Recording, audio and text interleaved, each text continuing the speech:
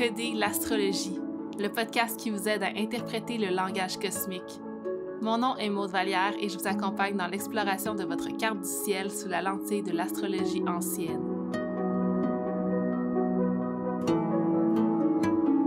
Bonjour à tous, merci tellement d'être ici avec moi. Dans cet épisode, on va aborder le sujet de la phase lunaire de naissance. Souvent, en astrologie, on a tendance vraiment à focusser sur le placement du soleil, le placement de l'ascendant, le placement de la lune et même des autres planètes et se demander dans quel signe, dans quelle maison, c'est quoi les aspects qu'ils font entre eux. Mais on oublie souvent d'observer la phase dans laquelle la lune était à notre naissance. Donc, c'est ce qu'on va voir aujourd'hui. Je vais vous expliquer comment trouver dans votre carte du ciel quelle est votre phase lunaire, ce que ça signifie, la phase lunaire, et on va faire le tour des 8 phases pour voir c'est quoi les différences, c'est quoi les particularités. Tout d'abord, pour découvrir notre phase lunaire, il faut comprendre que d'un point de vue astronomique, ce qui crée les phases lunaires, c'est vraiment la relation entre le Soleil et la Lune. La Lune, elle n'a pas sa propre lumière, elle fait seulement que refléter celle du Soleil. Donc, le placement de la Lune en rapport au Soleil va vraiment définir à quelle étape on est dans le cycle lunaire. Par exemple, si dans le ciel, le Soleil et la Lune sont totalement à l'opposé un de l'autre, dans votre carte du ciel aussi, si c'est une opposition, ça va vouloir dire que vous êtes né à une pleine Lune. Et si le Soleil et la Lune sont collés ensemble, donc en conjonction dans une carte du ciel à environ 0, 1, 2 degrés, ça va vouloir dire que vous êtes né à une nouvelle Lune. Et c'est la même chose pour les autres phases du cycle, ça dépend vraiment de l'emplacement de la Lune en lien avec le Soleil. Pour pouvoir trouver dans votre carte du ciel, il faut aussi comprendre que les planètes, la Lune et le Soleil, se déplacent dans le sens contraire des aiguilles d'une montre. Donc, ça va vous permettre de savoir si la Lune est devant ou derrière le Soleil en regardant ce sens-là. Donc, les 180 premiers degrés devant le Soleil seraient la première partie de la phase lunaire, donc la phase croissante, et les 180 degrés derrière le Soleil seraient les étapes qui sont les phases décroissantes. Donc, on va voir en détail quel degré donne quelle phase lunaire un petit peu plus tard dans l'épisode. Si vous n'êtes pas rendu là dans votre étude de votre carte du ciel à comprendre les angles, les degrés et tout ça, vous pouvez simplement googler votre date d'anniversaire sur Google et écrire phase lunaire ou moon phase, puis vous allez trouver à quelle phase vous êtes né, vous allez pouvoir comprendre l'épisode d'aujourd'hui. Donc prenez le temps de faire ça et revenez avec moi. Donc, qu'est-ce que la phase de la Lune signifie dans une interprétation de carte du ciel? On va explorer ça ensemble. Mais il faut d'abord comprendre qu'en astrologie ancienne, dans philosophie traditionnelle, les astrologues anciens avaient vraiment une vision du Soleil qui était associée à l'âme, à tout ce qui est éternel. Tandis que la Lune était associée au monde matériel, à l'expérience humaine et à ses fluctuations. Pourquoi? Ben, c'est surtout parce que le Soleil, c'est comme la source de la vie. Il est vraiment loin de nous, puis il ne change pas de phase. Fait que c'est comme quelque chose d'inchangeable qui est éternel comme une âme. La Lune, elle a ses phases, elle est vraiment proche de la Terre, proche de nous, donc c'est pour ça qu'elle était associée à l'expérience humaine et aux fluctuations du monde matériel. Donc si on y va avec cette philosophie-là, on pourrait comprendre que la phase lunaire, donc l'étape du cycle à laquelle on est né, c'est comme un peu l'étape du cycle de l'âme à laquelle elle est rendue. Donc par exemple, si vous êtes né lors d'une nouvelle lune, votre âme serait en train de débuter un nouveau cycle, comme un bébé. Et si vous êtes né au dernier croissant, par exemple, ce serait vraiment la fin d'un gros cycle, donc beaucoup de répercussions karmiques à ce niveau-là. Et en plus de représenter la phase de l'évolution de l'âme, on pourrait dire que la phase lunaire détermine un peu le rythme de notre vie, quel genre de travail notre âme est venue faire dans cette vie-ci, de quel type d'énergie on est imprégné, quel type d'énergie on exprime en tant que personne. Donc vraiment, c'est dans ces eaux-là de savoir un peu le style de vie, le style d'énergie dans lequel on baigne. Alors, on va faire maintenant le tour de toutes les phases lunaires. Donc, je vous invite à porter attention quand je vais arriver à la vôtre et vous pourrez me dire si ça résonne avec vous. Aussi, pour faciliter la compréhension, on va associer chacune des phases lunaires à une phase du cycle de la vie d'un arbre ou d'une plante. Pourquoi? C'est parce que les bases de l'astrologie, c'est de comprendre ou d'étudier la corrélation entre les cycles cosmiques et les cycles terrestres. Donc, quoi de mieux que le cycle d'un astre comme la Lune comparé au cycle de la vie d'une plante? On va aussi associer chacune des phases à un moment de l'année, donc à une partie du cycle des saisons.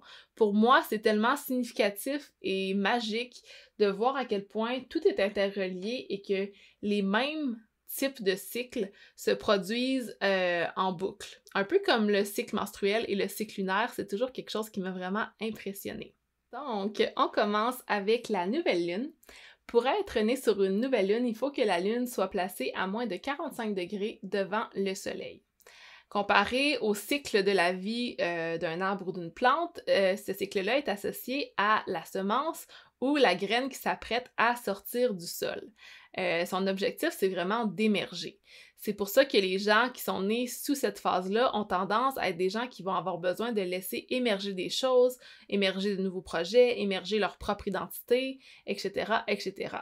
C'est vraiment un appel instinctif ou une impulsion d'aller de l'avant.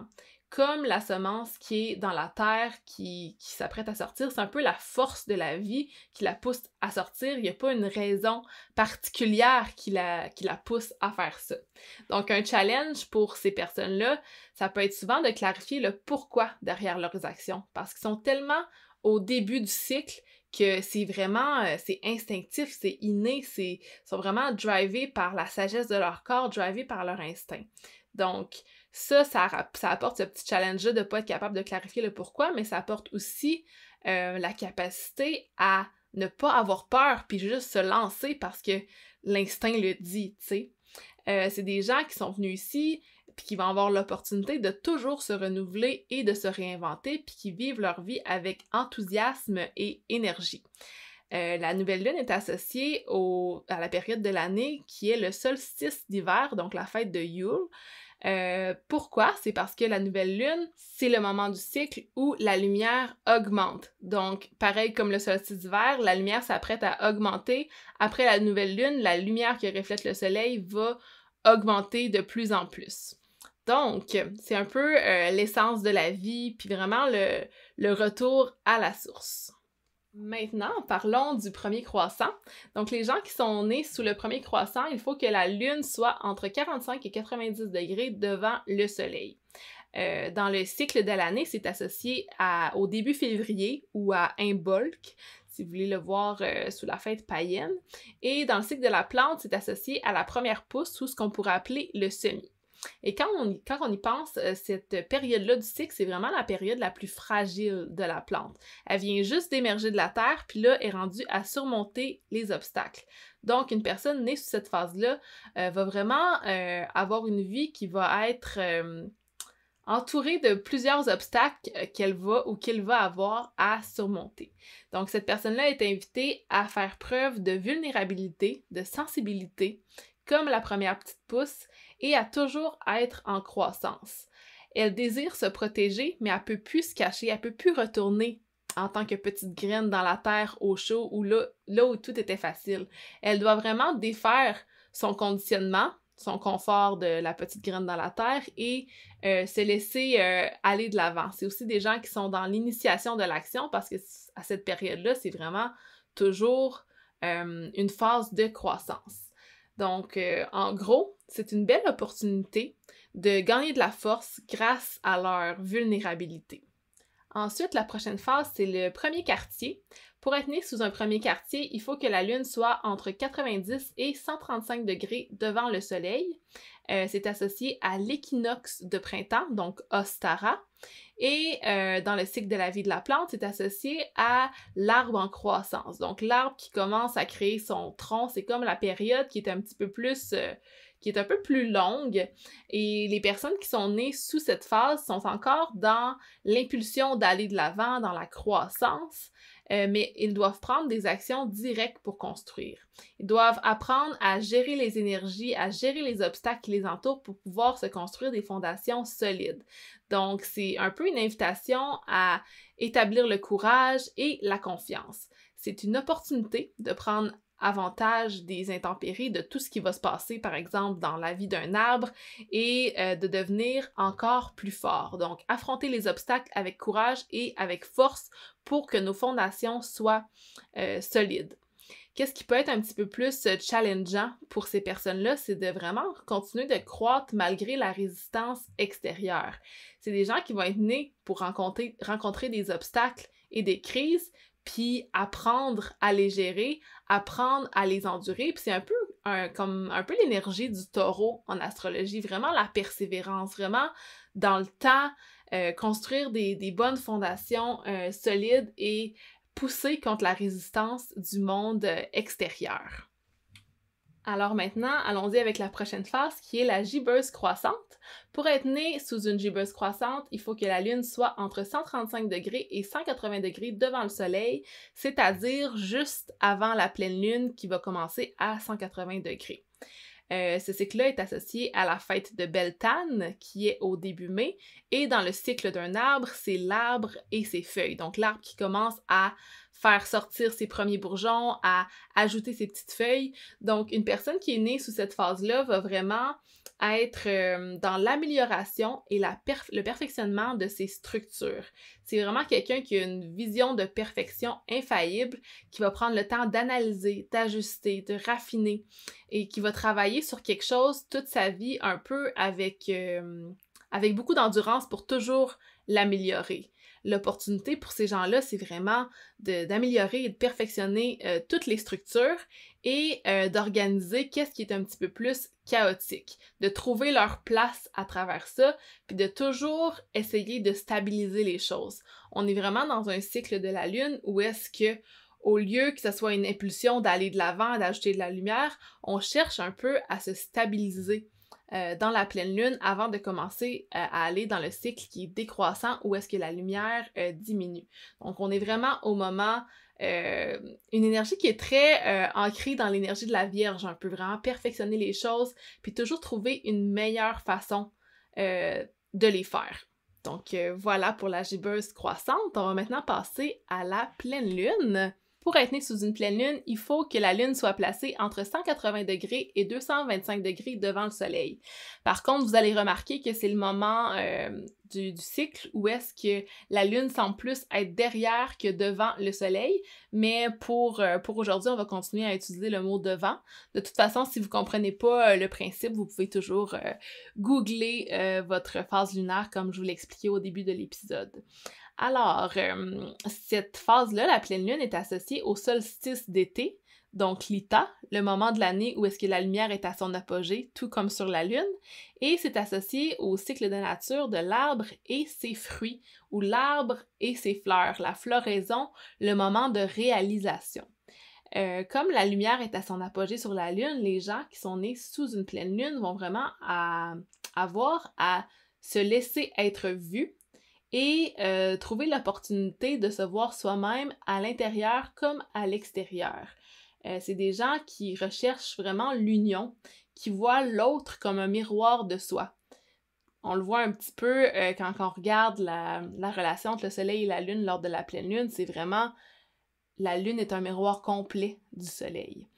C'est des gens aussi qui sont très conscients d'eux-mêmes. La lune est totalement illuminée, donc elle voit toute sa lumière. C'est des gens qui ont une mission de vie qui est motivée par leur pourquoi.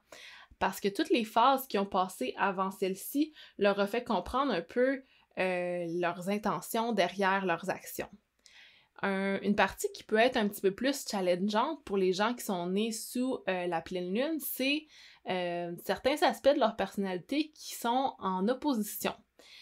Parce que souvent, tout le temps, les gens qui sont nés sous une pleine lune, ils ont le soleil dans le signe contraire du signe de leur lune. Donc, c'est vraiment deux aspects de la personnalité ou deux aspects de leur vie qui sont polarisées, qui sont totalement différentes, puis qui doivent apprendre à être conscients des deux et à savoir les balancer. Donc voilà, ça c'était pour la pleine lune. On est maintenant rendu à la gibbeuse décroissante. Les natifs de la gibbeuse décroissante ont leur lune entre 225 et 270 degrés devant le soleil et c'est une phase qui est associée au début à août, donc la fête de Lammas. Je ne sais pas si je la prononce correctement, désolée. Et c'est le moment où la lumière se met à diminuer. Dans le cycle de la nature, c'est associé à la cueillette des fruits de l'arbre. Donc, c'est vraiment des gens qui sont venus ici pour distribuer ou pour partager. Ils ont tous quelque chose qu'ils doivent partager pour faire du sens à leur vie. Ils doivent enseigner ce qu'ils ont appris, puis ils doivent s'exprimer à travers différents médiums de communication, participer dans des groupes, ou trouver toutes les opportunités qui peuvent de contribuer, de connecter ou de partager. L'important, c'est d'avoir un message à partager, ou des fruits à partager, comme l'arbre, et des gens à qui le partager. Puis ça crée dans leur vie un peu comme un état de flow, de fluidité et de facilité. La difficulté pour eux, c'est vraiment de trouver l'union à travers les différences. Leur but, c'est tellement de tout distribuer pour que tout le monde soit égal puis que tout le monde soit uni, que parfois, ça peut être dur pour eux de dealer avec la division.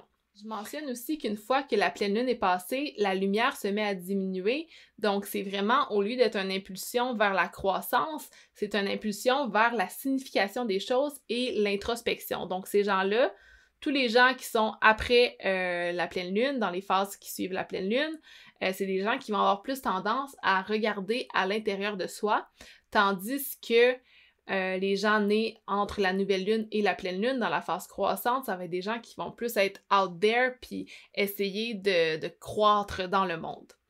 On va maintenant passer à la prochaine phase. Donc, le dernier quartier.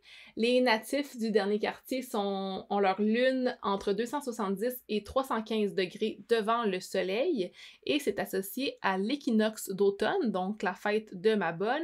Et c'est le moment de l'année où la noirceur prend de l'expansion. Même chose en lien avec le reflet du soleil sur la lune.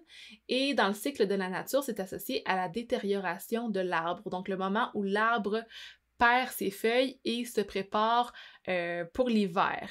Donc, les personnes qui sont nées dans cette phase, c'est des gens qui sont venus ici pour défaire les structures et laisser aller des choses.